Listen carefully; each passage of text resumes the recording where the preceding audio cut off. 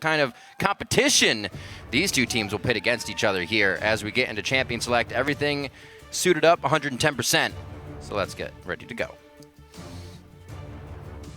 Cloud9 has had quite a few high priority picks towards balls and high over the past few weeks. They keep getting that Rumble, they keep getting that Zed, sometimes the Kennen as well for high, but that will actually be banned out by them, respecting that from Quas.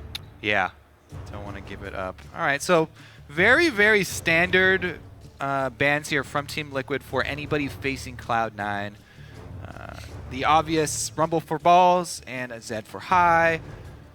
Really just trying to take out specific picks targeted at the players. Very standard here. They give one to each.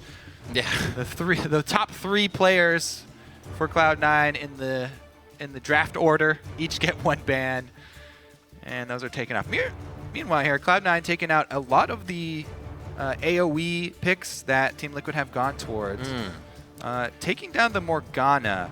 Maybe we will end up seeing a support Nautilus, actually. Black Shield, one of the biggest deterrents for that. Huh. Okay. All right, so the Lulu pick's not going to be there. So the true buffing of an AD carry-centric composition has been taken out. I think that's a really good call by Cloud9 to take that away from Team Liquid and away from Piglet, or anyone looking to buff up Piglets. But man, the 2 immediate lock-ins here, very, very high priority top lane champions. Taking away Lissandra as well, since High can play at mid, really does limit Quas. However, as we said, very deep champion pool. Should be fine. The Rek'Sai, pretty much premier jungler right now. Sejuani is up, though, and she is extremely strong in the current meta as well. That would provide a ridiculous front line for Cloud9. And crowd control. What a lockdown composition Cloud9 would have with that. Lissandra already played by high in the mid lane as we see a Mundo getting locked in over here by Liquid. This is one of Quas's mainstays. This is one of the original champions that he was known for. Quas a boss. Right. You know, it's almost up there with like the Quas Swain, right? His Mundo, he really likes playing this champion. And it is just sort of another tank in the meta. Percentage health damage, can get very, very beefy, is against the double AP. So we'll see if an early Morella Nomicon shows itself. There is the support Nautilus. Bing, bang, boom. I mean, technically they can still flex it over to jungle if they really want to. Meteos probably would not like that champion though. Definitely would slow down his play. Nautilus, pretty much one of the slowest, if the slowest champion in the game. And Meteos not really a fan of that style. Lemon Nation though, let's see how he is able to move. Maybe they can get some all-ins in the bottom lane. It's interesting that he picks the support Nautilus even after the Janna was shown though. Because Janna plus pretty much anything is fairly good at dealing with Nautilus. It was actually one of the specific champions that Special listed, you know, during his testing of support Nautilus. He really felt like Janna was a good answer to it. We'll see though, because there is a very strong frontline from Cloud9 and a lot of hard engage. So Special will be hard pressed to get some strong ultimates off once they get to the team fight phase. Ooh. Very interesting composition from Liquid. I cannot wait to see how they control this one. Like you were saying, with those fights, if they don't get it immediately, everyone's locked down by Lissandra, by Maokai, by a Nautilus. It's going to be very tough here as Cloud9 round out the composition. I don't even know where it's going to go. And the thing is here, I really do like the last 2 picks here from Team Liquid. Very, very high threats. 2 extremely high damage dealing champions here. Yeah. Kalista, if you're unable to lock her down and she survives in one of these longer team fights where the team fights are trending to be longer and longer because there's so many tanks, that AoE, if she goes with the Runon's build, which Piglet most definitely will at some point in this game, then the sustained damage here from Cassiopeia and Kalista will get very, very strong if they're unable to lock them down. But again, another lockdown tool. Cloud9 really looking for another target Piglet or Phoenix comp right here. Somewhat of a similar comp they ran against Liquid last time. They had the Vi, they had a Lissandra, but they had an Annie at support. You can somewhat still get that out of depth charge. It's not a flash depth charge, but you're still going to get that. So there's a lot of pressure on Special composition to perform with this Janna. And Quas is going to try and body block as many of these engages as possible. Yeah. Obviously, you cannot body block Vi or the depth charge from Nautilus. So something is going to land on one of the two carries. Well, let's see if Cloud9 can shake off what happened here at IM Katowice. Like we said, they went a little crazy. They did have a really good early game against the GE Tigers. Well, an early start against the GE Tigers, and then got a little in their own heads, I think. I think what just happened. Yeah, like the early game, we're definitely going to keep an eye on the early game. You know, Meteor specifically, what types of dives he goes for, because maybe the experience at Katowice turns him extremely passive in the early game. He might go back to his hard farming style. So while the teams are loading in, the game is starting. Let's get the votes going and who you think will come out on top. Tweet hashtag TLWin or hashtag C9Win to @LOL Esports, and we'll tally those up throughout the game. Coming into this one, a little fun stat. We usually don't keep track of the kills on supports, but Lemon Nation is very close. You need 4 more kills to hit 100, but he's also at 98 games. So if he can do this in 100 and 100, that would be pretty impressive. So he's 2 games to get 4 kills. Tall task. Not a tall task for Nautilus. No.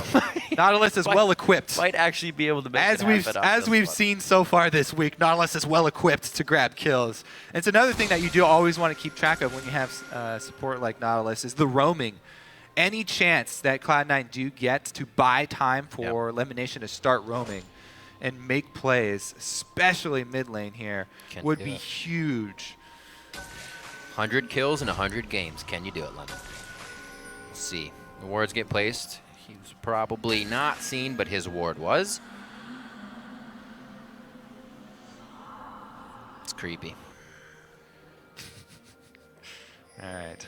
I like that Mundo skin. It's a good one. It's like Hellboy Mundo.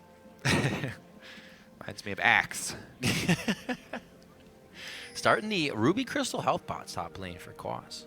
Yeah, he used to do that, you know, even last year when we saw him when he was still in Challenger, the Challenger League up at PAX. He would go multiple health crystals, and that's even better now that health crystals can easily be upgraded into Giant's Belts. He's not even limiting his build path with that style. 2 versus 1 swap, though. Not a surprise coming from Cloud9. Pretty big fans here. They do see the late invade because there was a good ward there from Team Liquid in the river. For a second, I was thinking Meteos is walking in by himself. Up down. But that's Lemon Nation. Yeah, he's got a big bodyguard here. No, it's just Nautilus. The support. Piglet, he's going to say, hey, how's it going? High five to Meteos. Gets himself out. And they're able to clean up the ghost as well. So actually it looks like Special wants a little bit more of this. Just the deep ward. Drat. Drat, indeed. So it looks like back to Phoenix. Raven's going to be controlling that one as well. We just heard from him in the video. So starting this one off, junglers, or rather both teams know of the swap, and junglers going on with the top laners. So we'll see who can respond best to this. Like we said, we're still watching for the early game from Cloud9. Mostly Meteos due to that play at IM Katowice here. And see what Liquid can do with Piglet back. Yeah, I don't expect him to go for any dives, especially that he's Vi. So he'll probably be more towards vision control, more towards farming, and dominate on Rek'Sai. Will have a lot more opportunity to pull out some early plays. As we saw, though, the Cloud9 duo with that invade, they did take the small golems off of the blue buff when they invaded. Those things, a lot of money, almost half of the money and the experience of the buff camps was shifted over to the small ones that are next to it. So that's a great steal away for any duo lane. Sometimes teams will even feed their own, small monsters over to their duo lanes at the beginning of the game to give them a little experience boost, surprise factor in lane.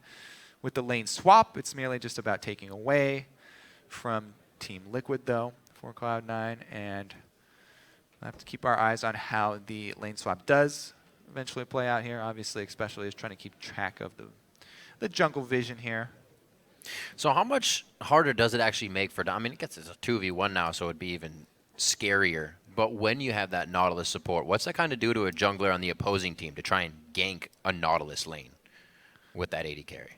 Yeah, it's very similar to, ganking other kill lanes. Because Nautilus is usually looking for those all-ins, if they have, a gap in vision, then you can use that against them. But you have to be so careful because Nautilus does AoE damage. The E for Nautilus, which is the buff that really brought him out as a support, Right. a lot of the damage comes from multiple charges hitting. So if you're melee range with Nautilus, then multiple hits of the depth charge will stack up on you, even though the successive ones do less damage. It still is really, really high damage, one of the most damaging supports if you're in melee range of Nautilus, in the early levels. So you do have to be careful about that. Plus, it is AoE. Yeah, I miss the early stint of when Nautilus came out. You'd like build Roa, go mid lane, and just riptide people, and then depth charge kill them. It was fun. That was a tangent. But as we just heard from Xpecial a little bit ago, we're going to hear from again because when Xpecial is looking to get an advantage over his opponents, he looks at footwear. Distortion boots is really important for champions that want to flash initiate. So like an Annie. I mean, part of it is so your flash comes up earlier.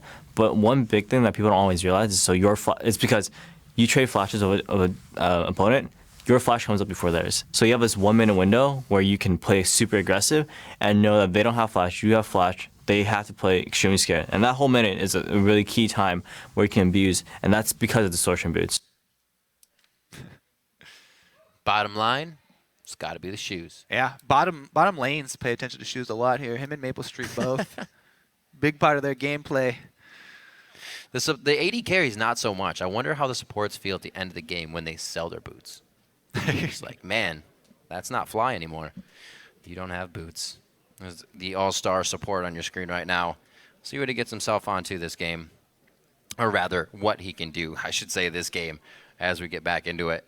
Just waiting a few more. Him and Piglet have been trying to synergize. Let's talk about a lot of Piglet's kind of mentality in the way that he kind of has been looking at the game, looking at the team, looking at his kind of time here in North America. And it has changed. The team is happy about that. Back on the roster, we'll see if he can start to produce those results that he's looking for. Oh, what a tease, Riv. What a tease. It happened. Just kidding. That's how we're going to do the whole game. 3 seconds at a time, then we'll come back and talk about Nautilus some more. Those Riptide charges, Riv. Those Riptide charges. So each successive wave that hits after the first does 50% less damage, but yeah, still stacks up. So Lemon Nation, he'll probably get to roam pretty early on now that the lane swap is happening. So we'll see if they visit mid lane because Cassiopeia definitely very vulnerable to mid lane ganks, especially Cassiopeia that's facing Lissandra, who can set those up. That's the Piglet determination face. No, I believe it, though. Riptide, more damage, get Diane in the game, 6 o'clock, high tide, you got it. Wow, nice. I like that one. But, yeah, anyways, looking at the lanes, Piglet is going to have a difficult time this game. Cloud9 have brought not only Maokai with the point click, Vi with the point click, Lissandra with the point click, but Nautilus with the point and click, CC. Yeah, Piglet's not going to have any fun. We see that being the kite and fight AD carry there. Even with the counter engage of Phoenix, you're going to be able to get that, not cryptic gaze. That was the old Scion thing. But yeah, you're able to get your stun out and stop that entire fight. Gaze. The Medusa. Petrifying. But yeah, and then also, I do like, comboing the Callista because she's going to be such a magnet for all this CC with very high damage Cassiopeia. Yeah. And we might even see, again, the rush for Luden's Echo, even though it would leave Phoenix very vulnerable. Ridiculous early damage that you can spam out. I'm surprised we hadn't seen it yet. Obviously, we haven't really had the champions to build it, but EU played it. Oh, I've been loving it. So right now, while we work the issues out on stage, we apologize. We are going to send it over to the guys on the analyst desk.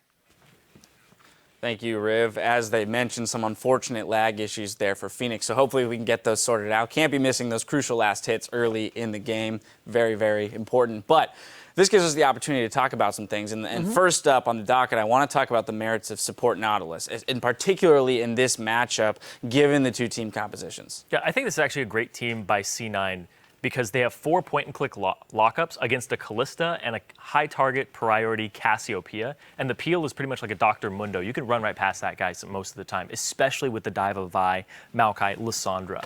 Right, and we've seen teams actually successfully play comps like this, Unicorns of Love being my primary example, kind of bringing back the York Cassio comps that are so darn strong. But, you know, you'd almost prefer, like, if you don't have York, like a Maokai, to be a defensive tank, right, someone to peel them off. They do have Janna for that purpose. Like, maybe they can peel these guys off, but then it comes down to really intricate executional precision where, okay, Cassio has cleanse. Okay, Kalista can like ult the Janna in and knock people back. Janna can ult, knock people back. But you still have this like 2-second window of like, before these spells all happen, will the champion blow up after all anyway? So very difficult timings are here. I think the difficulty of execution actually is now on Team Liquid to survive these like press R click like compositions that like, even I can do that. Like, I could assault and battery Catsp and probably land that. I don't even have to be Mitos to do that. Yeah, it's pretty easy to land those Rs, but when they're targeted like that. And as you mentioned, right, you have this giant front line for Cloud9, so there should be no fear of going in onto that Kalista. I guess the question is, and as you mentioned, Freak, that the difficulty of execution is going to be on the side of Team Liquid, but Cloud9 has to be at a point of power in order to execute on that click R functionality. Well, here's the interesting thing is, there's not much damage, really, on Cloud9. Lucian is a mid-damage AD carry. Lissandra got nerfs in 5.5. Her overall DPS, Q being the main one, is like 10% less damage now until you get like 1 million ability power in your build. Maokai's not a really high damage champion. Nautilus is okay. Like, Vi is high for a jungler, but she's still not Nidalee, right? She's still not completely destroying people. She's not jungle Karthus or Fiddlesticks. So, I mean, relative damage-wise, there is definitely more from Team Liquid. So if the execution does fail, if Team Liquid does survive, that team fight is Team Liquid's to win. Like, they're pretty much guaranteed if they don't get one shot in the engage, right? Talking about relative scale here, Team Liquid does more, flat out, no questions asked. Yeah, I'm not saying there's zero damage. I'm saying that compared to Team Liquid, there is much less damage here. Yeah, You're shaking your head. Yeah, I was shaking my head because C9 is all front-loaded damage, like insta-burst stuff, and then Team Liquid's going to win the sustained fight because Cassiopeia is just ridiculously crazy when you have the fight just drag out a little longer because of her consistent damage over a period of time. Same with Mundo, right? Like, he's got good damage when you stay in a fight for a very long time. So yeah, that's what I was like, I don't know, yeah. Yeah, and then again, when they don't get one shot, you lose the fight because that's all this team has, is that front-loaded burst. But not getting one shot is still rather difficult to do because this is very pick oriented on Cloud9. They're just like one guy. Even if they want to go after the Janna, they can be like, let's just kill Janna. I don't think it's the priority target, but like Cassiopeia is going to have to survive. She can build a little tanky. Like Seraph's is good for her. Roa is good for her, but Zhonya's is also good for her, right? Like, all these things are going to help her, but getting to that point takes a long time, and I don't know if Cloud9 are going to give them that opportunity to do so. And that's the second point I was going to go for here is, Dash, you were mentioning sort of the team getting one shot and whatnot. I actually do want to know what build Phoenix goes for on Cassio. I think it's actually very important here because we traditionally do see, as you're mentioning, tanky Cassiopeia builds. Players like SK's Fox will go Rod of Ages. Most players go Tyr into Seraph's Embrace as like their first or second item. You see an early Riley's Crystal Scepter, usually a second item. So you're seeing like a 2,500 health champion, 3,000 health champion. In the case of Unicorns of Love, they had a Yorick, so they went for Luden's Echo early on and went for a squishy build. And that means you did even more damage. And I wonder if Phoenix will fall into that trap of shiny new item, oh my god, the damage output, but without durability, it'll be even easier to kill him. And that is just a concern to keep in mind. If he goes for this build, it's even easier to prey on the Cassiopeia weakness. And it is just something to look for as gold comes in, what he does choose to do. Yeah, and the thing with Luden's Echo, too, on Cassiopeia, I actually love that item on her because she gets more AP than most because of her passive. So it's even more effective on her because the AP ratio on Luden's. Exactly. It's a really cool item. I think it would actually make sense on Victor as well. Just champions that generally have low-ish AP ratios, but high AP, really want another AP ratio, whether that's Luden's Echo or Lichbane. It just has a natural synergy with how their kit is structured. One ratio is higher than the other, granted, one base damage is higher than the other, but yes, and also she moves around a lot, she casts a lot of spells, there's just a million synergies with this item. Problem is fitting it into the build is hard, and you're spending 3,400 gold on non-durability. Jumping in real quick, an update. We've swapped out the PC, so hopefully we're only a couple minutes away from getting back into the game. The other thing I want to touch on here is, at the beginning of the show, we talked about jungle changes and seeing which junglers are going to, jump at the new opportunity and pick up those tank junglers. Notice we're seeing the Vi, right? We're seeing the Rek'Sai. These are picks we've seen all split long. Yep. I do wonder why we're not seeing Meteos go for a champion like Sejuani here, who still has a serious amount of lockdown in a comp like this provides that front line. Is it because slightly more front-loaded damage from the Vi? Like they last picked the Vi, right? So once they saw the Callista, they saw the Cassiopeia, the 2 last picks for Team Liquid, the Vi looked like the best option for them to pick somebody off. The Sejuani's still open, but they were running relatively low damage overall. So if you do pick the Sejuani, you also fall in, you don't go front-loaded damage like the rest of your team, you go into more sustained overtime damage, and you're going to lose that fight against the Cassiopeia. Okay. Yeah, there's also an extra synergy as well, or anti-synergy if you want to think about it, where you can cleanse Sejuani ult. Yeah. You can't cleanse anything that Vi does. Like, literally anything that Vi does is uncleansable. So there's a couple of soft choices there as well, where you kind of expect the cleanse versus Lissandra, and you're like, well, I don't want to fall trapped with that either. Yeah. Right, so it's still very interesting, though, the prioritization, too, though, to contrast that we had the Rek'Sai first pick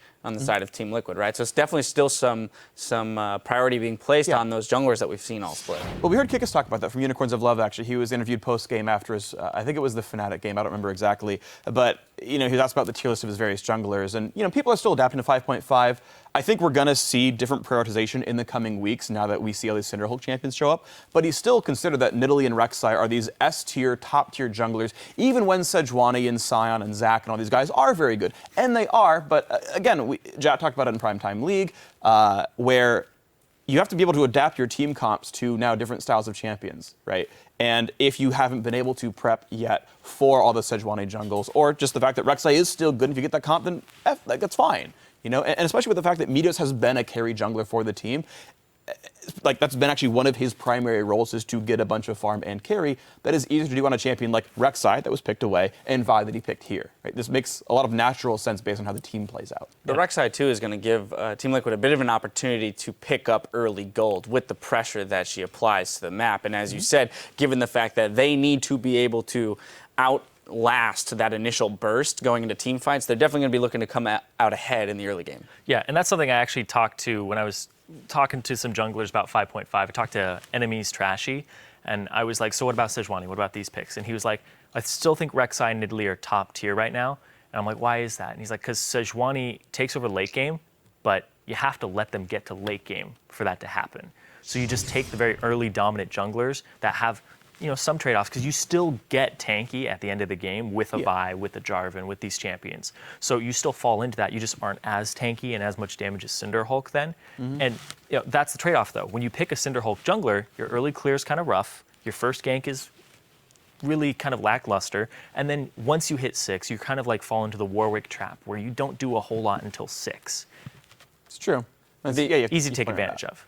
Another interesting thing here, I'm just kind of looking at the stat sheet. This is yet another top laner coming out for Quas, has not played Mundo yet. This split, right? Not a surprise per se, but more. No, yeah. I mean, it's not like, oh, wild pick. Somebody took Mundo in the top lane, but very interesting to see him yet again being versatile as a player. I mean, it also speaks to the fact that he had all these champions without it being Mundo, one of the old meta picks anyway. So clearly continues to show that Quas obviously does a whole bunch of great stuff. And I mean, it's just fun to see, right, that like he's able to adapt so easily to what Team Liquid needs from the team comp. All right, fantastic. Well, it's exciting to have the opportunity to talk about this, and I'm definitely excited to see how it all plays out. So the teams are ready to head back into the game, so we're going to send it back over to the casters for the call. Thank you very much, Dash, and we are ready to jump into the E-universe of Summoner's Rift. Once again, players are ready. We are as well.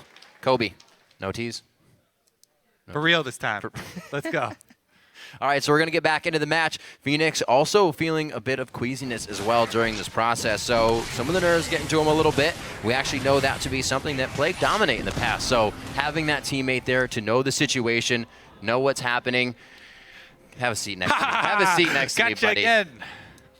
Scrub. Pause for game sound, not lag. Perfect. So it was just the fix on the sound. We see Donald as well taking to the Navy SEAL crawl to fix the computer.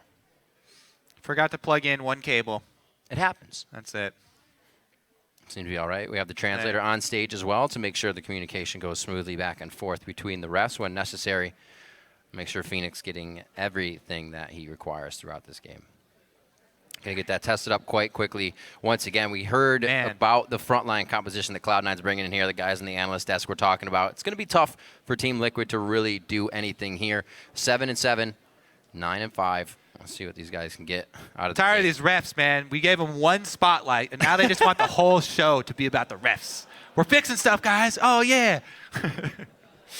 Player needs a shoe tied. We will pause for a ref tie.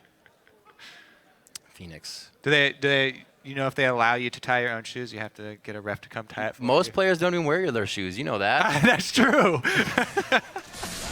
Just look at baseball. All right, we start this one off. Cloud9's getting kicked where they don't want, and we're going to see if he can keep himself safe. 3 minutes into this game, nobody has too much of a lead, as expected. All right, well, let's see how they play out the early game here. Supports begin to roam, and Lemonation makes his way down the river into the blue side jungle of Team Liquid. So usually we see like a Thresh, right, who can save other people, but now Elimination can anchor toss himself out of dangerous situations. We'll see how good he is at self anchor tossing. Cloud9 are definitely looking to go forward. Pretty much everybody on the same page. But, as I said, they get all of their really big abilities at level 6. So Cloud9 will just try and farm probably for the early stages of the game to get to those level 6s. The Vi 6, the Lissandra 6, Nautilus, and we'll see if they can get there in a calm fashion without Rek'Sai really creating too much pressure is what Cloud9 are hoping for. And allowing Meteos to really roll through the jungle by himself here. Balls went to the lane right by himself. They can see the sonar. He's got to be very careful. And he is. Pushed up to the lane, how they have to actually get here for the experience so they don't miss too much. Very nice job by Meteos to kind of just be right under their nose, and they can't do anything about it due to the positioning. Special hiding in the brush to see if there's a dive, and then try and turn the dive around. I think he saw they were actually hoping to sort of bait something in there and having Special show up as the unexpected third man for Team Liquid. But Cloud9, as we said, they're not going for those more risky dives. He turns his head towards middle, goes for the easy setup here with Cassiopeia. Flash burn, very successful gank. The beating on the exit doesn't hurt that much because Vi does not take that much damage in the jungle and has smite up. So Meteos should be able to at least clear off that side of the jungle. The real key there is the flash burn from Cassiopeia. She has no more escapes in the mid lane, and they will have to have Dominate come supply wards for her. Piglet going really aggro. That's a lot of minion damage. He knew that he had a special on the way, though, for the shield, so he wanted to punish balls as heavily as possible. Does have the wave pushing against him as well. So forces balls to chug potions, head back to base, and will be denied experience. He's got the teleport, so he's always only going to lose a little bit. Well, the lane is going to be frozen against him in Team Liquid territory, so it's going to be very dangerous for him to get out there. I think he will still be denied, even if he does decide to go back to lane. Yep. And man, Phoenix just pleading with the refs. He will yet rise from the ashes this game. So we saw Dominic go back. He picked up Trailblazer after getting the CS in the top lane. It was a bit faster than Meteos's, so he's back to farming. Trailblazer Rek'Sai. Yeah. This is one of the few champions where I'm actually shocked to see Trailblazer. Pretty much everybody else, especially North American junglers, I'm always like, oh yeah, Trailblazer, no big deal. It's pretty much everybody just goes back to time and again. But Rek'Sai, because her AoE is so good, and because she benefits so heavily from either the slow to close distance from a Chilling Smite, or even the late game power of Skirmishers, which is really, really strong and underestimated, I think, by a lot of junglers outside of Europe, where Europe is like the mecca for Skirmisher Saber junglers. But Rek'Sai is one of the few junglers, especially because she does not need mana back in the jungle for using the Trailblazers get a little to bit of that heal. Missing mana. I almost never see her Trailblazers. It's not a terrible item, though. Obviously, faster clears. Are you sure? Because that's what it sounded like, Kobe. It's not terrible. I feel like the merits of the other two late game smites are a bit definitely outweigh, especially since it's a lane swap. Outweigh it, but Dominate thinks otherwise. And it's almost it's not this very quick. It's not the same thing with Vi. Obviously, you have mana and whatnot, so Trailblazer helps, but you still have the AoE. So what's the choice there, really? You know, you stick with Trailblazer to clear and keep up, or do you just go chilling, you go skirmish, Yeah, that's and what try I'm saying. to go aggro? Rek'Sai does not need the same things that Vi needs. Right. Vi does need the mana back in the jungle. So no, I'm not surprised to see Medius pick it up just to dominate. Being now, strong. Played well in that Vi versus Liquid the last time, as we said before. So we'll see if it comes out again. The pink wards you can see from the junglers already when they're first backs. Yeah, very, very heavy investments into vision for both teams. And of course, Phoenix, as expected, getting wards for himself on his back as well. The early tier, so he can stack it up with Cassiopeia. Wants to scale into late game. Early full Negatron cloak here for high in the mid lane. Just for the laning phase versus Cassiopeia. Very interesting there. Feels under pressure. Now, Cassiopeia, with the mana nerfs a couple patches back, did lose some of her aggressive laning power for the early stages, but especially once she's gotten the tier, not really that big of a nerf towards the mid and late game. So now that Phoenix does have the tier, Hyde does have to be worried about the chain DPS that he can get in lane. Flash blown though, so I don't think Phoenix will be playing aggressively. Man, now they're gonna play charades. Because we're about to run out of pause time in this game, actually. It will be. We have another 9 minutes to go through this one. Looking at what Team Liquid has, even with Cloud9 in this match today, saying they're coming off of Katowice, a little weaker. You look at Team Liquid's schedule, and after this, they have Coast, Winter Fox, and Team Dignitas, and they're 7-7. So if they win this, they go 8-7, and they can potentially climb really hard in these last 3 games because those are some of the easiest teams right now. They are definitely looking towards the end of their schedule to not drop any games and quickly rise up the standings. So that means that if they do drop games later in their schedule, then it's going to be that much more disappointing for the team, though. Piglet doesn't want to drop And any more games. so many technical difficulties. I feel like everybody's been having these. But the last couple of weeks, I even have had these types of issues. Quas taking a nap. And solo or rather queue. balls. Just been plagued with packet loss, DCs. Yeah, it happens. It's just too much for Quas. The internet is a Can't crazy handle it place. Crazy indeed. Elimination ready to play the support Nautilus this game. We talked about that. Oh, stop. 110 We're done. We're times done. before. I'm done, Pip. I'm going to wait till he makes a play, and then I'll give you some more. All right. I'm not going to give it all now. All right. I think that's fair. I'm going to hold some secrets. But, man, yeah, one of the big things is let's talk about the other side of the matchup, the Janna into the Nautilus. Yeah. There's so much pressure on Xpecial to pull off the Janna in this game because Cloud9 is so dive heavy and lacks so much sustained damage. If Xpecial can upset the Engage, Xpecial and Phoenix obviously with the Petrifying Gaze, if they can actually upset the Engage and interrupt the chain of CC from Cloud9, bursting down one of the damage dealers from Team Liquid, then they will easily, take command of the team fight here. So we'll watch for some huge plays from this all-star support. This guy who's been around the North American scene since the very beginning, the inception of competitive League of Legends. Xpecial was there, and he is still here today as a top support. Yep, the all-star support, if you will. I can't really say it too well. But he does have some plays to be made this game to stop Piglet from dying. The peel's going to be onto him. He chooses Janna on this one. Footwear is his focus, so we'll see if footwear is where he decides to go first, getting that vision out early. With the 2v1 swap, you expect to see him heading towards the blue buff quite early in this game. We're only 5.5 minutes in. Waiting on this one to continue here. Piglet on the screen. He wants to play. That guy has been back and forth, on the bench, off the bench, and now when he does get in the game, Look at him, though. He's not flustered at all. This is a world champion. He's been in very high-pressure situations. Bigger stadiums than this. Just rolling with the punches. No yawning. Oh, now we're going to start. Now everyone's going to start. Phoenix, what are you talking about? Still waiting to see. So it was a sound issue most recently with Phoenix's computer. There was a lag issue previously that we got fixed up with the computer swap. So we're just waiting on that right now.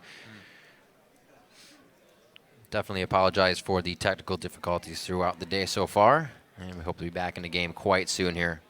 Yeah. Get on with our day. Indeed.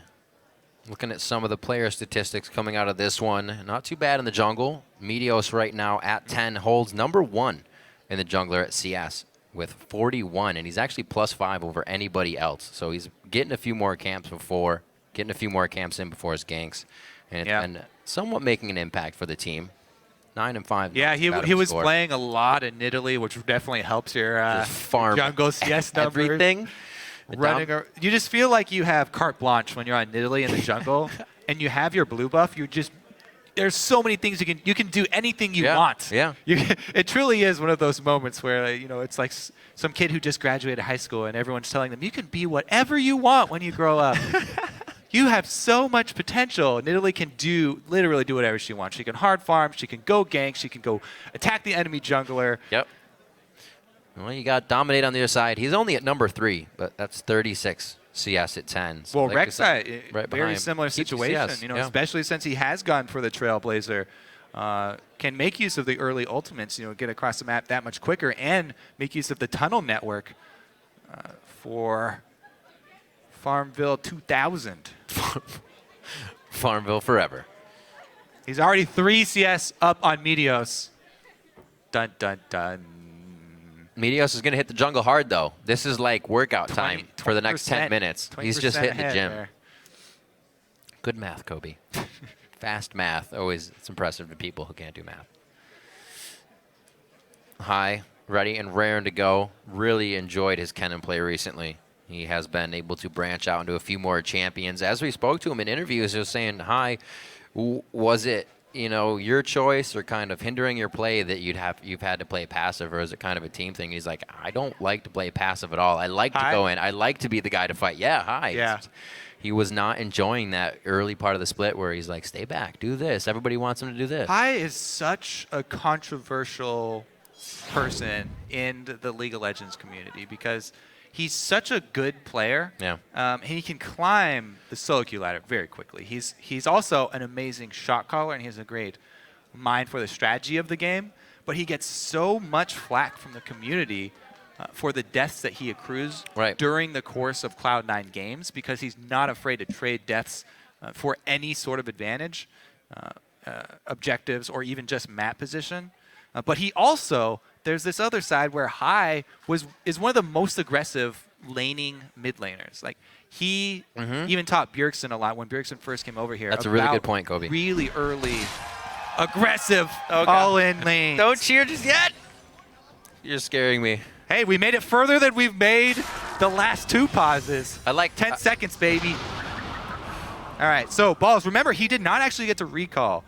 Because Xpecial stopped his back before. And again, zoned out completely. Great job here, Team Liquid, freezing the lane right in front of their turret. So this is going to be a very difficult situation for Balls to, get back in there. Looks like now maybe they decide to... Oh, what a good ward there from Team Liquid. Outside the tri-bush. Meteos does not know that he was seen previously. Elimination really tried to force the issue and bait in Quants there, but just took a bunch of damage instead. Dominating the area for the counter. Oh, the pre-6 Mundo game. Dominate comes in. Elimination goes down. The Flash and Ignite have been burned on that one, and a beautiful counter gank by Dominate. That is going to give Cloud9 flashbacks. Katowice, failed dive top. What a perfect play from Team Liquid. They had the ward outside of the tri-bush. Oh, Dominate's in position once again, but Meteos now wants to take advantage of his Gromp greed. Gets himself out safely. Only has to use the tunnel, no flash. They got the first blood. They'll give up the Gromp for it. Yeah, good call. They have the wards to clear as well. Their pinks are in place, so they can start to deny that early vision that Cloud9 has tried to get in. And they didn't get much out of the gank, so they're going to be looking for more. That's something I do want to see from a lot more teams as well, is the early pink wards on your side of the jungle that you were just lane swapped on. Wow. That would have been dead. Flash out of Balls. That is going to unfreeze the lane, though. Because Ball has distracted them, he was unable to keep the freeze at his turret, and it cost him his flash, but the lane will be pushing back towards his turret now. But yeah, the early pink wards in your own side of the jungle after you reset a lane swap. Because you know the enemy just left a ton of wards on your side of the jungle. Meteos, though, returning back to his pink ward that he placed, and still there's another ward outside the tri-bush. Quas constantly placing these, so he will not be caught. Nicely done, whether it's his trinket, which is that one, or he has the vision ward as well to be placed when it runs out, keeping himself very safe. And we see that Liquid may be kind of taking a back seat here as their flashes are all down. Nothing crazy for the next few minutes. They're just happy to farm it up. BF Sword already onto Piglet in the bottom lane. You can see the pressure they've been putting on the balls. Like you said, they blew his flash, and it looks like the turret's going to be theirs as well. See how this is responded to. That's actually a good point. The Kalista build not going for attack speed early because he is in a lane swap. It will enable him, to get take down the turret that much quicker. But delaying the Runons, it is a very high damage build to go with the BF into Bloodthirster first. But the mobility will take a hit. And that's one of the things we're maybe he's just considering, if I do get locked down, I'm dead, right? So he might want that shield. He might want a bit of that ability to that's true as hopefully get out of the lockdown with some health on the way out. Only a 700 gold lead here for Team Liquid as they kind of mope around the map, waiting for those flashes to come back up, as we said. Happy with their first blood, first dragon, and first turret. And Phoenix's flash is back up. One of the big things that we saw 20 minutes ago at the beginning of the game was the early flash blown by Phoenix because of an early gank from Meteos. But they were unable to get back to a Lissandra lane versus a Cassiopeia who has her flash blown. So Phoenix able to wait it out with good warding on the mid lane and playing safe and a bit far back in the mid lane. And Cloud9 were unable to capitalize on that early summoner blown on the very low mobility champion, Cassiopeia. Now, though, Meteos has hit that level 6, High is level 6. They have all of the CC that they're looking for with that combo. They almost even have the depth charge ready for Nautilus from Lemon Nation level 6. And there's a really big spike from High. The Abyssal Scepter already created here just at the 10-minute mark for him. So if he decides to get a roam on, somebody's going to get exploded. Phoenix to pick up blue. This will help him charge that Cassiopeia passive very nicely for himself. Well, lanes do shake out post level 6, meeting back up. And the solos up top is probably the big difference because there's not that much warding there. Jungler down bottom, though, right now. Meteos looking to use first Vi ultimate. And Nautilus almost level 6. Lemon Nation needs 2 more minions to get that depth charge. Depth charge over into the wall. Assault Battery. Oh, Lemon Nation didn't get the minion. Gets the flash out of it. That's right, Kobe. There's now the 6 for Lemon Nation. That's going to be the depth charge. They rock it out, but they also call balls down for this here. Yeah, they don't. And with all the hard CC that they use, they still have depth charge and Lissandra ultimate still ready for the dragon fight. Oh, right, dragon's already gone. Dragon's gone, Dominate took it earlier. Didn't hurt too bad. Quas wasn't pushing the top lane there. I believe he actually stopped his teleport, it looks like, from he had to. base. Piglet and Expresswell were both already dead. So we see the mid game here. As soon as they hit their level 6 with the CC, successful gank onto Piglet, focusing him already. There's nothing that you can do. And it's only going to get worse because that was only, teleport in from Maokai and Assault and Battery. They didn't even have to use the other 2 point and clicks. They can use those on Phoenix. Right, and you saw the distance that Piglet was able to create. He won't be able to do that for another 5 minutes, so it's only going to get easier here for Cloud9 and the rest of the team to press R. 2-1 now as Cloud9 made their first move towards the bottom lane. It looks like that will cause these AD carries to now match up, possibly, towards the top side. It looks like Sneaky may actually head back towards the bottom himself, though. Phoenix inflating his numbers, also stacking up, taking down the babies from Meteos. Yeah, why not? Get all those stacks for yourself, charge it. You've got blue buff. Kill everything that you see as Cassiopeia. Bunch of wards as well for the top side here for Team Liquid. So Phoenix should be hugging that side of the river. Very safe for him in the mid lane. to hug the top side. Elimination does land his chain of CC, but of course it is Mundo. Yeah, little bump of Also damage has for him. magic resist early here. Yeah. Now that might come back to bite him if Sneaky's able to focus him. But for the Nautilus damage, pays off. Couldn't help it, Kobe. It comes out of a ruby crystal. He just wanted it so bad. All Love right. those rubies. This Here is come going both to be junglers as dangerous. well. Doing what he can to hold out. They are going to grab the turret. The fight will continue after shield down to Quas is already broken. He gets hit. The Ignite is completely killing the ultimate. He gets hit by Sneaky. They turn it around once again. And I thought Dominate heads was onto coming as special. well. I think Dominate finished up a camp. Whoa. Hey-yo. Because the top side here is Phoenix. Will he hit a good ultimate? They were staring right at him, but now he's just left to get shredded apart here. They couldn't have thought that this was going to go well for them. Is this just the week of chaos? I think. Because that was a really, really uncharacteristic lapse in judgment from Team Liquid. Not calling everybody into position at the right time, and Cloud9 with the CC advantage to make them pay for it. Didn't expect the Ignite from Nautilus, I think. I think that Quas expected To be big, yeah. Nautilus to have Exhaust instead, but Lemonation pops the Ignite. As we said, there was no armor, so Sneaky just... Ooh, that was nice. And it continues! A good job by Team Liquid here to start. Wow. Did he really just get out alive? No way. From a Janna as well? That's crazy. Great job by Sneaky to avoid dying there. Elimination goes down for his buddy to get out alive. Now, it was very chaotic. And all that said, though, Cloud9 do come out with a huge lead here for the early game. Oh, God, yeah. And once again, they're able to... don't you hate when that happens? All right, gonna go to his red buff instead, though.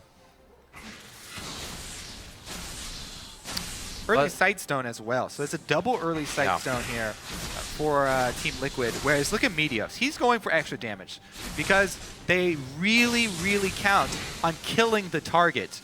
When they go all in, they have to make sure they have enough damage to finish off either Piglet or Phoenix when they get in with Vi and Lissandra combo. If you get the early armor penetration, neither Phoenix nor Piglet are building early armor. So flat armor penetration is so much value for Meteos, especially since Vi also has percentage armor penetration with her W. This is a very, very damage-heavy build here from Meteos. Very early spike. As soon as you get the Brutalizer, a lot of burst damage here from Vi. Also decided to go with those Ninja Toppies, figuring he'd get hit up by Piglet quite a bit. Cancel out Phoenix. Don't need to control the lockdown there. Or get out of the lockdown, I should say. You're already controlling it. Dragon going over to Cloud9. Nicely done by them. It's going to have to be a very, very carefully played game now by Team Liquid with them losing vision in the jungle. These picks Secondary are gonna turret, easier. though, could go down for Team Liquid. Now, they're making an exchange for Dragon for the first turret, but they have Rek'Sai ultimate and teleport for Quas, so they might try and teleport some people down to this secondary turret that Cloud9 are making to looking to make a move on. Sending 3 members down. Now, Balls does have teleport as well, and Team Liquid do not blow either of their teleports, so they just try and walk in here with Special to shield it. Yep. And that'll be enough. See Sneaky breaking through that turret shield as it has been reduced a little bit on the inner turrets on the outside, but with some more HP. Right. These secondary turrets taken down a notch in the new patch. The shield much weaker. Thank for you, the Base side Riot. ones. Yeah. But it doesn't look like it's going to stop Cloud9 from the push in the bottom lane, though. Too much pressure, too much vision, and Team Liquid may just have to give this one up here. Quas is actually going to approach. They do not want to go for dives. Looks like they don't. Phoenix does have cleanse and ult available. That was pretty ridiculous. Fate's Call saving especially Death charge immediately. wasted, teleport canceled. That will be an end to this encounter. Cloud9 blows some heavy cooldowns and need to back off after that. Yeah. That is what they're looking for, though. So we'll see them return once they do have cooldowns back available.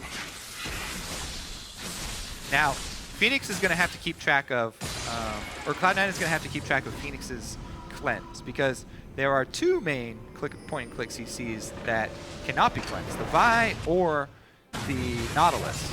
Knockups, Phoenix Cleanse will be useless against those. So those can be used for Phoenix, whereas Piglet, they will probably want to use the Maokai-Lissandra combo on.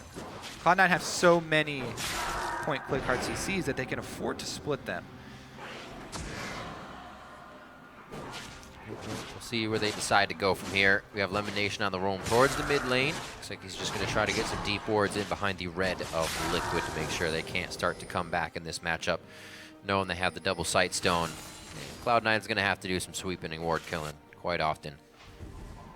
Special with the setup of their own security line towards the back part of their map as well. These pink wards being laid down nicely in areas that they can protect them. They know they can't lay them too far forward. Yeah. Be immediately lost. Already, though, the vision's so heavily in Cloud9's favor. This is a dragon control team.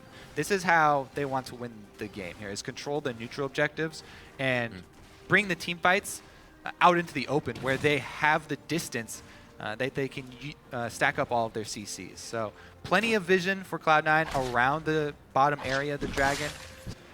So if Team Liquid venture out too far, Cloud9 can look for those picks. Starting to deny everything that Liquid has. A little crazy. Piglet trying to get some extra shots in here. See balls and Quas towards the top lane. That teleport is up for Quas still if they decide to try and engage here on the side from Team Liquid. Oh, man. Meteos also with a Hex Drinker on top of the Brutalizer. So going so heavy with this damage build, full DPS build here from Meteos. This is very rare for him in competitive games. He does this all the time in solo queue for carrying solo queue. However, in most competitive games, we see him build tanky. But because they have a support Nautilus who can fill the secondary tank role, he's freed up to go damage once again. And we will get to see him in his natural habitat. As we Go do a few style times. in solo queue. Wasn't he the full build 80 Nocturne as well? Yeah. Yeah. It was He likes beautiful to watch. style when he can. When he can, exactly. Since they do have the secondary support tank, he's freed up to do it. And with Mundo having them, it keeps Mundo honest, basically. He can't fully itemize against the sort of Maokai-Lissandra AP threat because there's such a heavy AD threat from Vi as well. And, he's going to be doing percentage health damage with Vi, so Meteos doesn't always want to just dive the backlines first. Lemonation gets the flash with just the hook, and they'll take the turret. Hello. But this is a Dominate classic. He's one of the junglers that's really, really sneaky about stealing Barons. A lot of the calls for early Barons are from Dominate. They've got it down to half. Meteos is there, though. Oh, boy. Bomb Now goes it's a in. 50-50. This is not going to be good for Team Liquid. They aren't even going to go for Baron on the side of Cloud9 either. It's right into the fight. Phoenix gets the Vault or Assault Battery into the Vault Breaker. The knockup comes in, but is it enough? No, it is not across the board. Piglet's the only one left alive to farm the bot lane. Well, that's the downside of the early sneaky Barons. If they do come over and check it, they don't have that much damage they're either. Pretty much boned. You're looking at Dominate, who built the Locket of the Iron Solari as well. Obviously not going to have tons of damage items there, but they're not crushing that Baron down immediately, so that was very risky. But I guess when you go for broke, you go for broke. Piglet the hero! Yeah, Piglet. Baron goes down, depth charge in, bounced up, bounced down, ping-ponged around, but he finally gets taken down in the end. And Cloud9 start to put their stamp on this game. 8,000 gold lead. Yeah. And Baron now. It's so hard to go for that if you do not have blue buff for Phoenix. Look at Phoenix. He drained all of his mana trying to DPS Baron down. Now, Cassiopeia is one of the best at killing Baron with a blue buff, but she ran dry, had nothing left for the team fight, and Meteos ultimately her full damage build. They were easily able to take him out. High starting it off was really nice because he got into the Baron pit, got AoE damage down with a self-ultimate, so he still was very healthy after getting out of it, and a clean sweep here from Cloud9. That one move from Team Liquid made this game go from, a disadvantage to a huge drop-off for Team Liquid, and complete control for Cloud9 now. Because they also have this very, very CC heavy team. It's easy for Cloud9 to bully with their advantage. If you get this kind of lead on a team that can go all in like this, then it's very easy to just steamroll ahead. Able to just flex their muscles. Meteo's charging the Q, makes everybody back off. That was enough for it. And the grab on a Dominate should be able to get into that tunnel and get through. He may just have to crawl through the gate. Gets out alive as the team is offering a little bit of help from over the wall. Cloud9 isn't afraid. They're just toying with him right now. Righteous Glory was used there to try and get in and get everything they could. But imagine if that Baron had gone onto Liquid, Kobe. They would have nicely pushed lanes, even more than the bot lane right now. But it's always easy to say what if. So risky. Yeah. To go for one of those. And only seeing a couple people down bottom. But yeah, can't live in the past now. Got to deal with what's on the board. And that is Cloud9 with a 9K gold lead and Baron buff still ticking away. Looks like they won't make a final push with the Baron buff. They're just happy to go back and purchase with all the money that they just got. Maybe they'll head towards bottom here, but man, they just have full vision coverage. They can pretty much pick off anybody that they find. Meteos also is going to go with Blade of the Ruin King last. He's just buying all of the pocket swords here. The sort of tier and a half offensive items. Hexdrinker, Brutalizer, and Cutlass are all kind of in the same tier of offensive items. Half completed here. And that will be enough to take out whichever target he decides to go for. At least Phoenix has fully stacked up his tier, so it's transformed. He's got the shield ready, a full Seraph Embrace. But it's going to be a lot turtling for Team Liquid. Cloud9, maybe they can, bait Cloud9 into a dive and try to outplay. They still have very good disengage tools, counter-engage with the Cassiopeia and the Janna. Cloud9 overplayed their hand. Team Liquid can grab back into this one. These tanks, though, they are itching to dive. You can see it. Maul's almost fully stacked on his rod. Lemonation already even stacking up with his health. The increased health on the Righteous Glory as well. 650 now compared to 500. Such a huge buff to the item. It's going to buff up his shield as well, which is percentage health based. Not much Liquid can do, but watch and wait right now for what Cloud9 wants to dictate here around the map. I think it's going to be this last turret. If they can get around the bottom side, it may be something for them. But Cloud9's actually playing this one pretty safe. No dives for them, even though they'd love to. Yeah. When they get out of this one. I mean, they basically have the win of controlling the entire neutral map and stacking up the dragons and barons as long as they want, and just making pushes with barons. Just because they have the tools to dive does not mean that they have to end it that way. And as we said, the one turnaround for Team Liquid is the counter engage under a turret. So Cloud9 not wanting to take that chance, and they're going to play it safe, controlling the map instead. Well, they came into the game with the idea probably once Quants picked Mundo, that we can hit Mundo before 6. Didn't work once. They stuck with it towards the bottom lane. Oh, yeah. We were able to pretty much even out the game there, but they didn't go crazy after losing that first top lane game. The bottom lane shenanigans, sticking around the dying turret. Right. The Nautilus with Ignite, no armor versus Sneaky, and sort of a late collapse there from Team Liquid. That put them behind, but really what was the nail in the coffin was that Baron. Maybe Team Liquid felt a little bit desperate after that's a good point. It had all gone wrong down bottom. Let's see, though. Nautilus is huge now. He's been able to get the old Elixir of Iron. Yeah, it doesn't look that big, actually. It's because he's already gigantic. I would have expected him to be larger. I think that might be a visual bug. I'm disappointed. It looks like whoa! Looks like regular. Merry Christmas, gentlemen. Get two more! Get two more! It's an Easter egg hunt now, actually, not Christmas. It's changing. It's whatever you want it to be. Oh, those were their awards. It's your holiday. Well, we are going to have one of those lulls than the customary. Yeah. This is the new season where teams do not want to risk it since there is the stacking mechanic and the turrets are so difficult to knock down. Play safe. We're getting the split push on right now. Definitely from Maokai, it's going to take a little bit longer. He's trying to push that bottom lane out. He'll get it somewhat. Looks like he's going to meet with the team after this or use that teleport if necessary.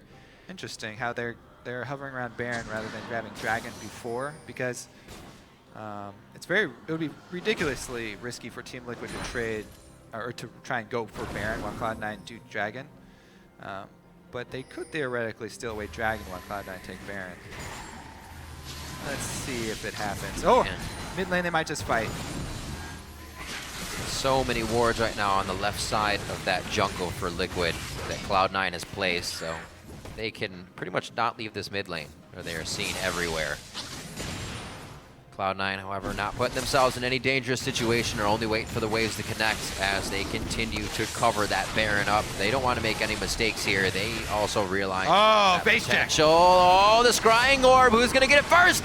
Death charge onto Piglet. It is going to be Got a his deep flash. dive for him. Dominate, making sure that he's peeled on the back line, but everybody goes in. Phoenix gets locked up and knocked down. That was the ultimate coming in from high. Now they get the focus back on to Piglet. He goes down. The double kill coming in for Sneaky. It was a back and forth fight as Cloud9 was trying to find the targets they wanted, but once they did, wiped out.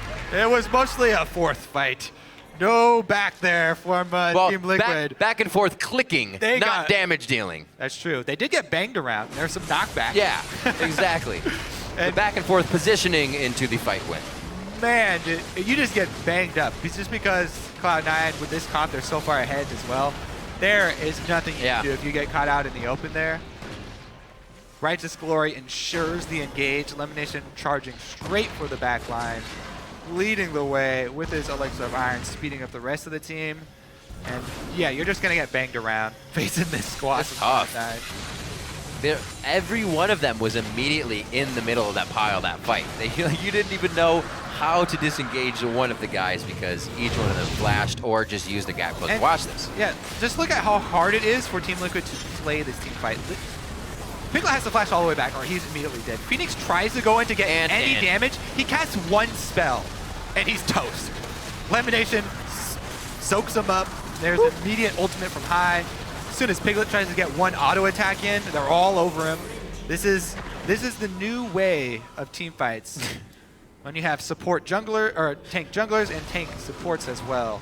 It's even so hard to click on the target that you want. Focus targeting is very difficult when you have these giant character models of Maokai and Nautilus sitting around that are the full tanks and they're just bum rushing your face.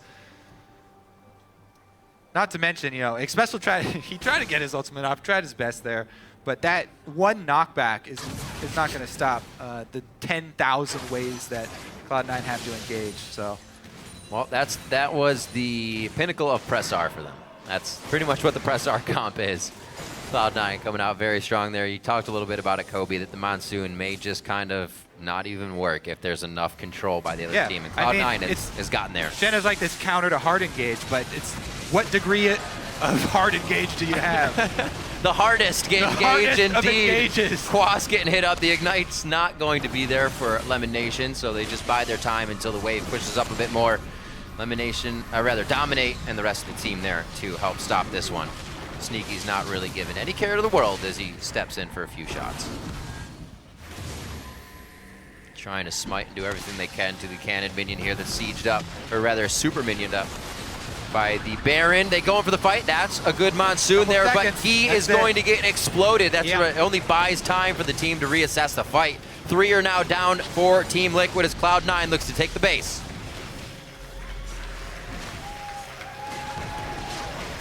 Support Nautilus, Kobe. Made it happen in NA. Made it happen. It is here to stay as well. Oh man, another good hook from Lemon.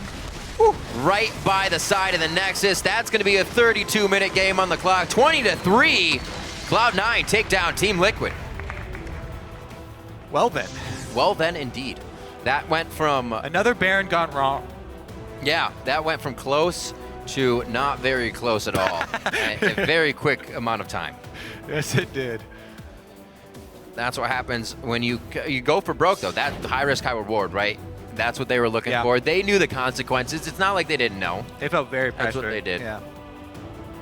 So we do see that Team Liquid move to 7-8. Cloud9 now 10-5, with Teammate and Gravity coming up. Teams that have actually been showing quite well. Teammate and both Gravity pulling out some wins lately, and then they face Team Solo Mid as their final matchup. So not sure that there's going to be a straight line of victories here coming in for Cloud9. Going to be a lot of work to do, but that's got to feel nice after Katavica. That definitely feels nice. Winning a game like that, you can even see after the game. Yeah. Eliminations up there with balls. Yeah, man, I love being on the front line.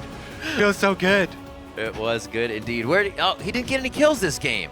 So now Elimination has one game to get 4 kills for 100 kills in 100 games. We'll see if he can do it.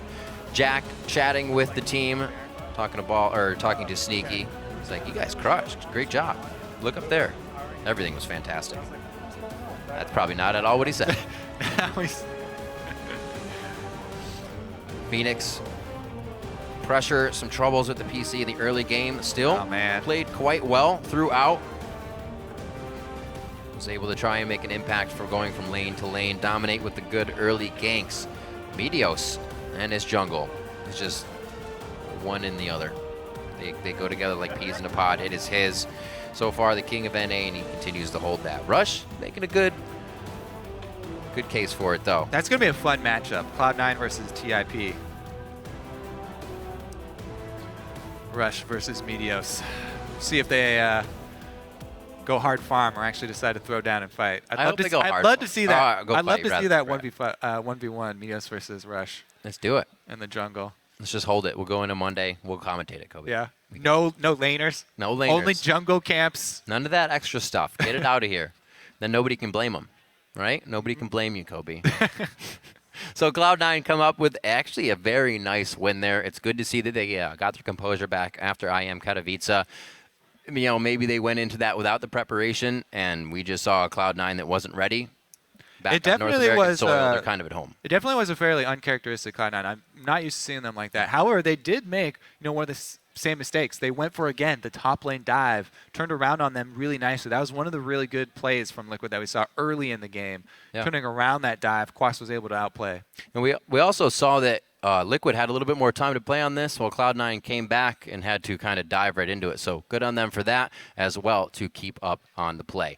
Let's right now throw it down to Jat, who's on stage with Cloud9's Jungle Enforcer. Thank you very much, Riv. And yes, I'm with Meteos, who just took a victory on Vi. I want to go back in time a little bit, though. Unfortunate showing at IM Katowice, but how did you guys turn it around in time with the fatigue and the jet lag to take down Team Liquid here today? Well, IM Katowice was a pretty sad event for us. The first game, I played terribly. In the second game, I played pretty well, but we couldn't win. And so I sort of reevaluated, because I was super fed, but I did a support tanky build, and it didn't really work out. So I was like, all right, I'll just try going full solo queue next time I get fed, and it worked out. Well, kind of speaking of that, you had Warrior Enchantment, Hex Drinker, a Brutalizer, and then a Bilgewater. I mean, that's a lot of offensive items. Talk me a bit more through that mindset. Why was this the game to just go full damage on Vi? Well, they buffed the yellow trinket, so it's more efficient than a sweeper in my opinion right now. So basically, I don't have to buy as many wards, so I just have a lot more money for items. The Bilgewater might have been a little overkill, but I just wanted damage. They had like a Mundo and Rek'Sai, so if the game prolonged, I could have switched to a Bork and just done a ton of damage. And I really just wanted to kill him. Like, at the end of the game, I always did 800 damage to Phoenix, so it's just like a lot of damage. Yeah, you were a rather large Vi in that game. Just talk a little bit more about IM Katowice and the team morale. How is that doing now? Because that was what looked like a pretty big setback, and how are you guys going to kind of retool for the end of this LCS season? You guys are now 10-5, looking towards the playoffs. Well, IM Katowice was rough for us. We were sort of in a slump going into that week, and then we had to deal with jet lag, not having our normal setup for practicing. So it was really hard for us, and we just weren't a good team for the event. And so we came home still kind of jet lagged. We're all sort of a little sick from all the travel, but we just buckled down and we're like, okay, we really don't want to lose. So we tried really hard and worked out. Yeah, and now that you guys are in third place in the LCS standings, there's a TSM for CLG matchup coming up tomorrow, and the loser of that game, you guys may have a chance to overtake in the standings. Who would you rather lose that game as the final question? I don't really have that strong of an opinion about it. I think just whichever team loses isn't going to be as strong, so, I mean, it doesn't matter to me. Fair enough. Just going to see where the cards fall. Thank you very much, Meteos. Congratulations on the victory. Let's send it back to the guys at the analyst desk. Thank you, Jad. A very quick win there for Cloud9. And really it boils down to two major things. One was the interaction between the team comps, and the second was the botched Baron attempt by Team Liquid. And that's where I want to start with the Barons, Irene. Yeah, it looked like Team Liquid felt a ton of pressure because of the bottom lane ganks, that they wanted to do a Baron that was kind of like a desperation Baron very early on. So I want to pull that replay up on you guys' screen here, because this was something that they could have aborted at any time. It's a 4v3 that ends up happening, and Cassiopeia runs out of mana trying to get the Baron down as fast as possible. So start rolling the clip here, and you can see that Cloud9 actually has vision coverage on the top side with a pink ward, so they know that this approach isn't seen from part of it, and then they just go full on all in. Mundo is already half HP, blowing the ultimate, and this is just the engage comp. You have to force the issue immediately, and they have the front-loaded burst to get high-priority targets off the field immediately. Kallista's bottom has nothing to say in this, and even if this fight had just straggled off in Cloud9's favor, Sneaky's mid, and Lemonation also shows up to that fight at the very end. So that would have been a 5-on-4 in even the best-case scenario. Mm-hmm. I think it was potentially doable if you disengage as soon as you see them. They have enough vision to see the approach.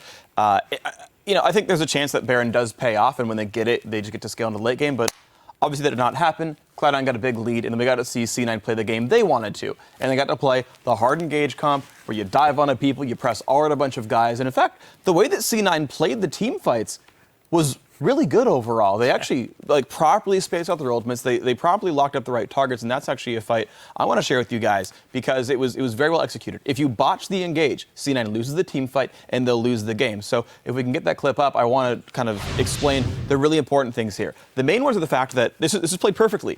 The Nautilus ult goes onto Kalista, forcing her to back off, which then lets the team just dogpile Phoenix. And when that happens, the most important thing is when he uses his cleanse. So it's just, all right, let's go for the hard dive. Here's Nautilus ulti, and now Kalista's backing up. So instead, watch Phoenix, watch the Cassiopeia, because they're going to go right for her.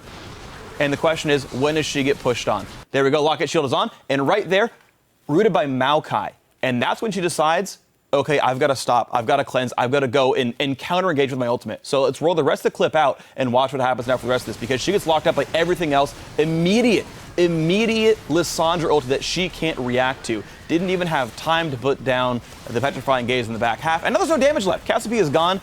Kalista's just now fighting back, but Maokai's W's back. Get the root again, get the burst damage down. And okay, Quas, the last one alive. Okay, good job, C9. You didn't focus the tank. That was what you're supposed to do. They let him stay for the last point. And then at that point, any 5-man team will kill a Mundo at 25 minutes in. So congratulations, C9, playing the comp right. Yeah, we talked about C9 at the start, or at least you said that they kind of lack the damage. It's all front-loaded, and Meteos just went damage on top of his damage. Mm-hmm. He was like, all right, this game is not going to go past 40 minutes if we have our say in it. We're not going to let Cassiopeia scale up. And when he got the double brutalizer, he's really just putting insurance on that. And then as they got the Baron, he's like, Hex Drinker, Bilgewater Cutlass. Like, he's really just banking on them ending it, because Cloud9, if they had messed up 1 or 2 times after that, his build is extremely punishable. So it's one of those things that he was like, we just have to kill them every time, and this game is not going to go over 40 minutes. Yep, not much more to it than that. Cloud9 coming back strong, rebounding after their poor showing at IEM Katowice. Gotta feel good. Now keep it tuned right here, because when we come back, we'll see if TSM can keep their winning momentum rolling on, or if gravity will bring them back down to earth. The action continues in just 3.5. Brings them back down to earth, huh? Yeah? Are you cop? Someone asked if he was cop? Yeah. Yeah, they're like, yo, you're high, right? And that's cop? I was like, yeah, we're done here. Cop's there. We're done here. We're rolling out. Your shield down to Quas is already broken. He gets hit. The Ignite is completely killing the ultimate. He gets hit by Sneaky. They turn it around once again. Boy, now it's a 50-50. This is not going to be good for Team Liquid. They aren't even going to go for Baron on the side of Cloud9 either. Careful. Kalista. What's the flash? Kill frontline. Kill frontline. Frontline. I'm going Cassio. Okay. Cassio. Okay, Quas. Can we get Quas? Kill this get the stuff, pick, kill this get the stuff. pick. Kill Anyone this- get the pick. Yeah, Anyone get I'm the here, pick. I'm here, I'm here. I'm here. Okay, kill this guy. Good. Phantom? Oh, no. sweet. Sorry. They going for the fight. That's a good Monsoon there, but seconds. he That's is it. going to get exploded.